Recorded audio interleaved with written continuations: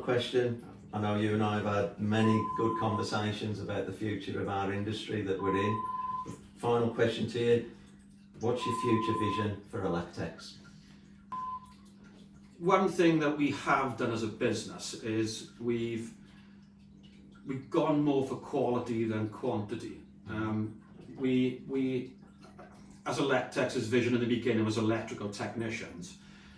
We would take anything on, lighting, power, everything, you know, LV, automation. But we kind of evolved more into an OEM, and that came about with a few customers. One was Harman Industries, that we started building production lines for people like that. And so we kind of now are more of a really fully integrated automation supplier, OEM, so we do build special purpose machines and production lines. So we've kind of streamlined away from working in the construction industry. There's no money in it, and it's risky. So we would prefer to streamline and concentrate on what we do best, which is the high-end electrical engineering, which is obviously control systems and automation. We tended to go more into robotics. We've bought more robots in the last 2 years than we have in the last 10 years. Wow. And that's post-pandemic. And so my vision as the workforce is getting older, you know, 4 of the guys here who are quite senior are over 60. And so my vision over the next 2 years is to start to bring through some of the youngsters. And myself, Keith, and Adrian, who's not here at the moment, are trying to put training programs together to, and the same with Parmalee. Parmalee are helping us where they're doing PLC courses and stuff.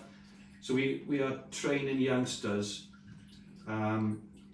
more towards the automation route, which is difficult because they've got to have the experience really. The problem is in Britain now is that there's a huge gap between, you know, I'm 56, and you know, we saw a huge knowledge gap between our age group and guys coming through in the 20s, you know, in their 20s, because the apprentice schools don't exist anymore. And to be a good automation engineer, you've got to have the knowledge of the equipment that you're working on. And if you've not got exposure to that equipment, then it's difficult to be able to achieve those goals. But we're doing our best.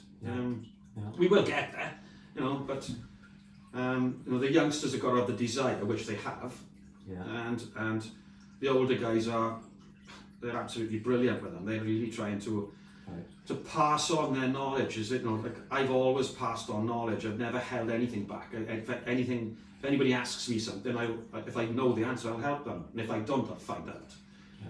But yeah, our vision. We're also, you know, some doors shut and some doors open, and now we've started working with companies that are involved with carbon capture, which is very exciting, and that was only recent in the last 18 months, and that's growing, and we can see a good future there. So you know, we've had a few new customers as well as a lot of our original customers, and combining them together. I think the future's quite rosy. Fantastic. And Simon, I can see the passion still burning bright. It is, yeah. And you know, I still, my boy is here. He's 19. He's a second-year apprentice, so I'm not going anywhere soon. So it's a family-run business. My brother's here, so fantastic. Yeah, you know, there's only so much golf you can play. There is.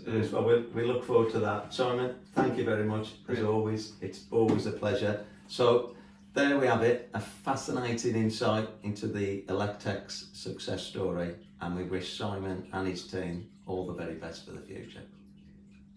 Cheers, Doug.